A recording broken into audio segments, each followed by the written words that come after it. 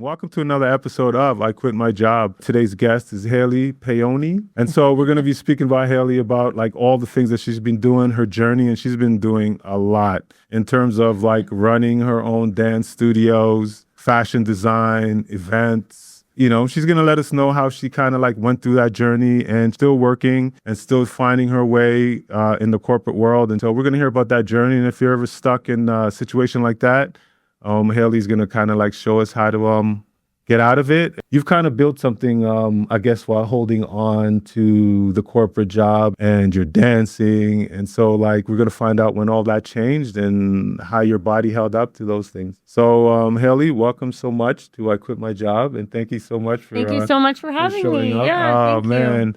It feels like I know Haley for a long time because I see her on her Instagram, and I'm like, I love to hear this young woman's story. Let's jump into it. So like, who are you and what you've been up to? Well, who am I? I feel like in one word, like I am just like a creative person. I'm an artist at heart in all kind of mediums, I would say. Where do you want me to start? Where I'm at right now? Yeah, just where you're at right now. Don't give it all away. Where I'm at right now, I have a brand called Sur Moi, and I started doing fragrances. Sur Moi. Sur Moi. It means on me in French. Oh, nice. So nice. I chose the name because I figured if I wanted to do clothing later on or anything else, like even skincare, it was always going to translate. Oh, nice. So I kind of love that. And I just love like the French culture, the like whole like Parisian culture. Basically, right now I am building my brand, rebuilding my brand. Aside from the fragrances, I'm also doing fashion design. So I started making my own garments and tapping into that world a little bit more right now. Oh, nice, nice. So we're going to start off just finding out a little bit more about some of the things that you've done. And you had I don't know if this is a line or a label, Inhale. What did that look like in the early days, balancing full-time jobs and just working on your design?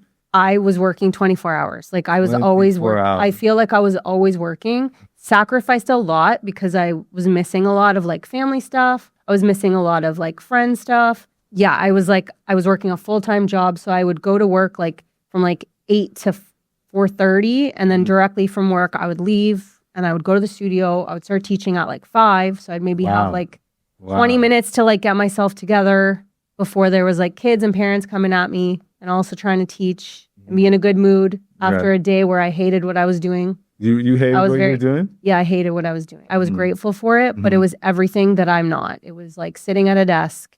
I was doing reports, actually. I was doing reports for the city with pipes, to do with pipes. Like, it was like the furthest thing from what I wanted to do. Right. I just kept saying to myself, I need to do this to be able to do the thing that I love. What age were these kids that you were like teaching? Some were like from 2 to basically my oldest student when I started, because I started with 3 kids, only 3 kids. Right. They were 8. And then they grew with me the 7 years, so that like I saw them get to like, 14, 15, 16. Oh, nice. With me. So you got to have a lot of patience. So when did you start to realize that this pace that you're like working at wasn't sustainable? There were numerous things. Like, I was stressed out all the time. You were stressed? I was always stressed out because before I owned my studio, I worked at another studio and I was just the teacher, right? Like I was a choreographer and I was a teacher. So I wasn't doing like the business side of it. And I didn't have to deal with the kids and the parents as much as I did when I had my own. Right. When I first started, the first probably 3 years were like crazy stressful. I still loved it so much. It didn't matter to me because it was like what I wanted to do. Right. But I would say when I got sick, and that's when I was like, okay, I know. So the body gave out. I actually was away from my studio for 2 months. Oh, shit. It was really bad. Thank God I had a really good ballet teacher and I had a really amazing hip hop teacher. And they were both also really good people. They literally took care of my studio. So what is it that you think that made people like who you are as a person, especially running a dance studio with it? I mean, truthfully, I will say like there's people that probably didn't like me because I'm very intense and I'm very like passionate about something. Like I see it only in one way. Right. And it's only the way like it needs to be. Not that it needs to be my way, but it just needs to be done well. Right. And if it's not done well, I can also be like really hot-headed and get upset about that. Right. But I think why my staff liked working for me, because they worked there for the 7 years until I closed. I was always good to them. I didn't really mix like the friendship with the business so much. Nice. One thing I learned the most is like nobody's your friend. When you're the owner, When you're the owner. when you're the Okay. owner, my old dance teacher said to me, friendly to all and friends to none. I actually didn't listen to her. It made sense to me after why she said that. So, like, throughout all of that, right? And you were doing this while working. What would you say to somebody right now as an inspiration they're working and building something on the side? Yeah. How do they keep going? You kind of have to know your boundaries. You have to know Right, what the right. point of like, I can't do this anymore is. And that if that means that like, you're just like not happy or you're like overly tired, because you're going to be tired. Right. Like when you start your own business, you can't expect other people to be doing the things you need to be doing. Like Right, you right. you are responsible for everything under that roof. Everything is you. So if you're not in a good state, Mhm. you got to know your boundaries of that. Right. As I've gotten older, my mental health and like my health is number one for me. So now we're in the pivoting. When did you? How did that come about? Like you're pivoting. So you closed your studio after 7 years, and what did that moment feel like emotionally? for you? Honestly, like at that point, I think I was over it. I wasn't Really? over dance, but I was over like what came with owning a studio. Most of my time was dealing with the parents. If you don't have boundaries and you don't run your studio, like you're the boss, they will Right. run your studio and you will have no control over anything. So was it a loss? Was it a relief? Like how did It was you feel? both. I was really sad, but I was also relieved because what ended up happening is the landlord that owned the building, Mhm. they were selling it. It was very profitable. I was like, it was doing well. I was growing to the point where I thought I'd have to get another studio. Right. And I just said to myself, can I do this for another 5 years? And I was Right. like, I can't. So I was like, I wanted to do more. I also still lived in Ancaster and I was over Ancaster. So Ancaster. So that's where the studio was. I was relieved because I feel like it wasn't serving its purpose for me anymore. And I felt like Okay. I wasn't even, honestly, I didn't even enjoy teaching as much anymore because everything else was just like clouding it so much, like the business side of it. Right. Obviously, I had a little bit of help like with accounting and stuff. Like, honestly, my dad helped me a lot with like that part of it. Like, 'cause Oh, he's like a nice, math nice. guy. So your support system, like how were your friends or your like, did you have support? I know you mentioned your dad. Mhm. Was there any other support, and how did you feel about having that support to continue? on? Honestly, because I danced my whole life, I have like I even still now like with dance, like I have a lot of good dance friends. Nice. You know, nice. a few of my friends own, my one really good friend owns like a dance competition, so I was like judging for him and stuff. And if they had workshops and stuff, they would like ask me to do that. Oh, nice. Now nice, I'm nice. not doing it as much because Right. like they know kind of like my route kind of changed. Mhm. But like support system wise, like I met like some of the best people dancing and like still am good friends with some of them. And like my friends as well, like my, you know, outside of dance, they always knew like that was just like, that's what Haley loves. So they were Okay. never like, Okay. I'm sure sometimes they were like, oh, like I wish she could come to this or like whatever, but they knew that was like my priority, you know? Oh, nice, Yeah. nice. So talking about the pivot, so you went from like dance, directing, retail, branding, each pivot, like what did it teach you about yourself?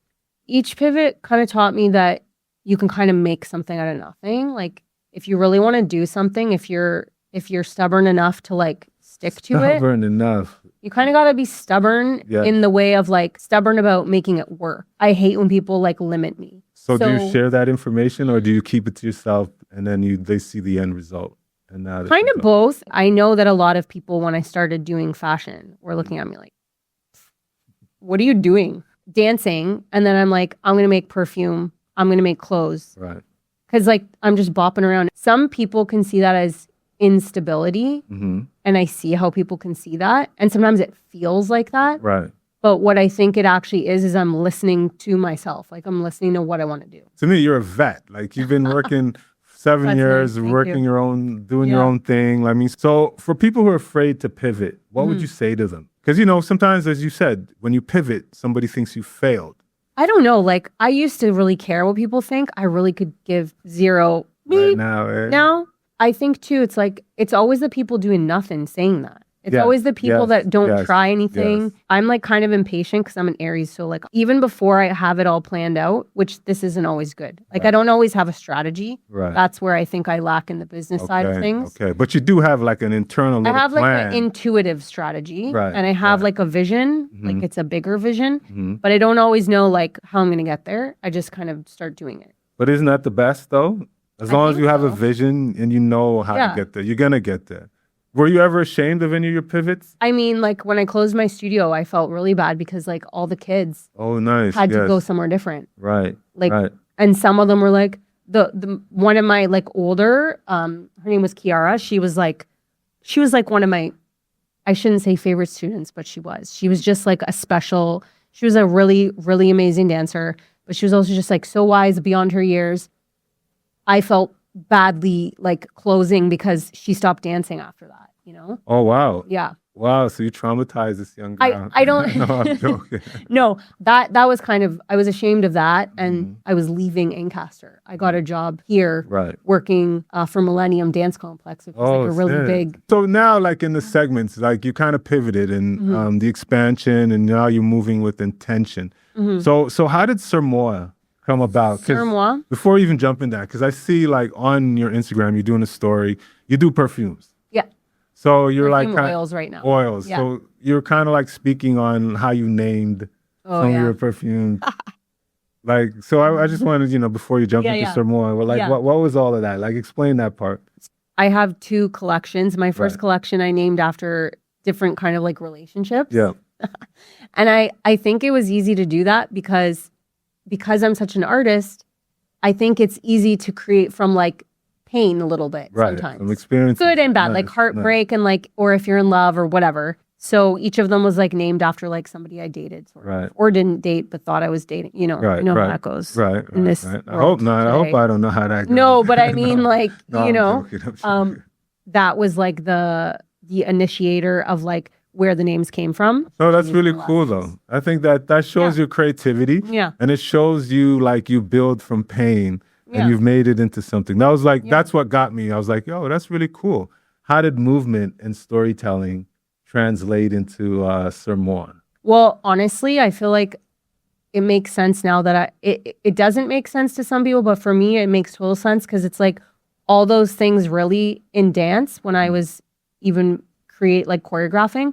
Sometimes I would just start with like a piece of music. I really think that fashion and fragrance and music and dance and all those things Right. actually can't be without one another. I think when people are doing it right, the stuff that I see, like think of like film, right? Yeah. Like think of like somebody that makes a movie. Mhm. You're not just watching something. You're Right. feeling something, you're Yeah. watching something, you're Yeah. seeing, you're hearing, you're figuring out, it's like all the senses are kind of like being utilized. Sermois, like for me, is that. And I think it started with the fragrances because I needed to say something and maybe like I was like repressing like all those things about, those relationships. I don't know. Right. Maybe. And maybe So what is Sermon? Sermois is, I feel like how I would explain it, it's like a sensory world. It's like a sensory visual world. Nice. a nice. visual world. Who am I Of, speaking with here? Like, it's obviously like an expression of art. It's not just one thing. I think it's like there's many different mediums of what Sermois is. And right now it's yes, fashion and fragrance, but I feel like anybody could do fashion and fragrance, but no one will do it like Sermois like Sermon. because Sermon on me. I have all the other things that I've already done that like I feel like elevate all the things that I'm doing. Right. Yeah. Okay, so you're still balancing a full-time job, right? So what are you doing differently this time to protect your energy and your vision while working full-time? I have to not overgive because I over deliver Right. because I'm used to like things being my own. I'm used to having my own business. So Mhm. and I don't think that's a bad thing for the people that own the company. Company, of course. It's a great thing for them. Right. But it's actually not a great thing for me because then it leaves me depleted for the things that I actually really want to build. So I've learned that I have to like, I know I'm already doing above and beyond. Right. 99% of the time. So But that I shows have who you to- are. So I know, that but I shows have to you are be that careful of it person. because I'm like Okay. that with everything Okay. to the point where it's not always given back to me. Mm. And I'm not always surrounded by people that are doing the same. So I'm always kind of like carrying the weight for people in a sense. Having boundaries with not only the people you work with, but the people you work for. And also boundaries with just like your personal life too. Like you have to be able to balance. Part of that is also saying no a lot. Like Right, saying right. no to things that are not going to serve your best version of yourself. So for someone who wants to go full time with their passion, what signs told you not yet? Many. So I think you have to have a foundation of what you're doing and you have to have consistency with it. I'm at the point right now where it's like at the beginning, Mhm. it felt like I was getting more sales, like I was doing more wholesale because more people were like excited because it was like a new brand. Well, now because they already know it, it's kind of like I almost feel like I have to like reintroduce it again. So I have to reinvent again. Nice. I'm like, nice. okay, I have rollers right now, but like now everyone has a roller. Mhm. I thought my packaging was cool. It's silver. Everyone has silver. You know, like Right, I right. don't want to be like anyone else. Right. So at this point, I'm like ready to be like, okay, well, I'm just going to redo everything again. It's been a few years now of the same product. So I'm Right. like, so my artist brain is going like, what is this now? Next. This is boring. Next. Let's Yeah. make something different. So Uh-huh. I have been like developing different products and stuff, but it's also, you also have to have money to invest in those products. Right. And you right. can't just, and for me, packaging is everything. Mhm. I don't want to cheap out and make it aesthetically, I'm sorry, but people buy packaging. Yes. Yes. I Yes, mean, the product everything- has to be good, Right. but if you, Is your product good? I think so. You think so? People have told me it is. I think Right. it's very good. You know, Okay. So with all this pivot, how many times do you feel you found a new version of yourself? I feel like every month I could find a new version of myself. Every time I do something different, that is me growing. I don't Right. think it's like a new, it's a new version of myself, but I don't think it's not necessarily me reinventing myself. It's just kind of like navigating that part of myself, I guess. Is that norm for an entrepreneur? Because there's always a new version of yourself. I see there's always a new version of myself over time Mm-hmm. or going into the same industry, but different aspects of the industry. Mm-hmm. I was ahead of the curve, Right. Of but course. but nobody of will course. admit that. It'll course. just be like, but quietly I know that. You know that. Yeah. Nobody I else. do. Nobody else needs Nobody to know. else needs to know, just me. Just you. Okay, I was the first. Oh, really? I was, yeah. Like if you were to say to me like, okay, well, who's your biggest inspiration in fashion? Who's your biggest inspiration? in fashion? Like I'll say it. I don't have one specific person. Okay. Like I feel like obviously I look at references like everyone else does, Mm-hmm. whether they want to say they do or not.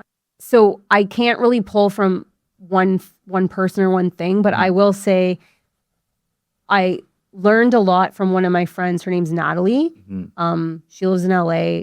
I feel like if anything, I kind of feel like she was like my mentor without her realizing she was my mentor.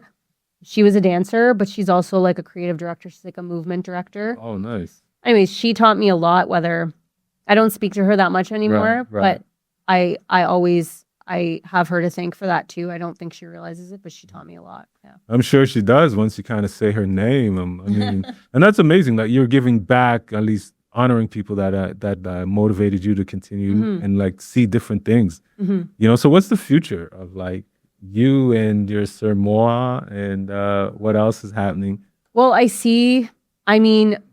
I'm a kind of at the point where like I feel like because I don't see things happening right away, I'm Right. feeling discouraged, Mm, which I know everybody has gone through. yeah, and continues to go through. But I'm just trying to like push through that feeling and just continue to do it as long as I love it, Mhm. but also not forget about other things because I think if you don't balance your life experiences in your life, like actual life around you, Yeah. I don't think you can really be that successful in like art Mm, because art isn't like work. no, it's not. Do you know what work. I'm saying? Right. It's like being artsy and being creative is Just who you everything are, right? around you and Yes. putting it into your work. You have to be your own reference sometimes. Right. Like things around you have to be a reference. It seems like you're off lived experiences. So your Yeah. lived experiences Yeah. kind of shaped how you're going to be creative. Yeah. But I think what I'm saying too is that I'm sometimes too hyper focused on like, oh, fashion. Right. That I'm forgetting like Life. life will give you more fashion. Right. So what do you do to like get that break? Do you go out? Do you like go for a coffee? Do you go for walks? Like what I'm do you like do? I'm like an introverted extrovert or an extroverted introvert, whatever. I like One of love them. people, but I also like hate people. Oh shit. Like I shouldn't say that word. I like to be around a lot of people, Right. but a lot of people that I choose to be around. I love to go yeah. out for dinners, Yes, you know. Yes. I love to go see my family. Mhm. What music or what song would you would relate to like your career now? Like what's a song that Oh, that's very tough. that carries you through like different moments of your career? So like when you're working dance, what song do you This think woman's work. this woman's work? That's actually one of my favorite songs, but like, Yeah. it actually really is. But no, it's like a really sad song. This Like I don't woman- know, it's always like I should be crying, but I just can't let it show. I Right. mean, sometimes like like shit's really hard, right? Yeah. So you're like, Tough. It's tough. Yeah. but people don't see that because I think people always think I'm fine, which I Right, am. I'm not right, saying like right. I'm No, not no. fine, everyone. But- I'm fine. You're fine. but She's fine. Trust I'm me. fine. She's fine. But I think that people think because I can just always figure it out and bounce back, Mhm. that so, it's not hard for me. Like I think people think that I make it look really easy, Well, you do, like, because you're good at it. but Like, it's really, really not. right, because they don't see behind They the don't scenes. see all the other shit. Right. They don't see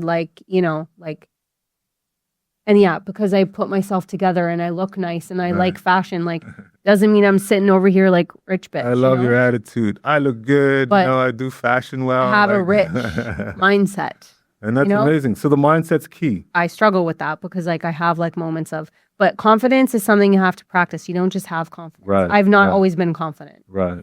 Even when I danced, I wasn't confident. No? No, not at all. And Probably what do not you until think I that was a teacher. I feel like until I started teaching and I could see I could help other people is when I started getting confident. Mhm. But I wasn't really, and I was actually good at dancing. Like that was my thing. Like Right. I think that confidence, I've not always had confidence and I still have to practice confidence. From what I've believe it or not. From my end, when you came around the corner, you're like, I'm here. And I'm like, and you just like walk. Why? Boom, boom, boom. You're like, oh shit, she's pretty confident. That's funny. Well, I'm telling you, it hasn't always been that way. Yeah, so well, you carry it well, continue to carry it well because it's an Thank you. inspiration thank for you. others to see and all the stuff Thanks. that you're doing. That's Thank you. that's amazing. Is that the? No, is I the think end? that just keep watching me because I'm gonna be Keep watching her. Keep watching me. Keep watching. I know her. that you creeps are. I know some of you are watching me. Thank you so much for showing up, Thank and make sure you. you like and subscribe to what we Yes. do here, and continue following her and And same. the same. Same to you, yeah. Cool. Thank you. You're doing Thank some you. good stuff too. This is really cool. Thank you so much, and it's been a pleasure. Yeah, amazing. Thank you. Thank you. Don't forget to subscribe and like. Peace.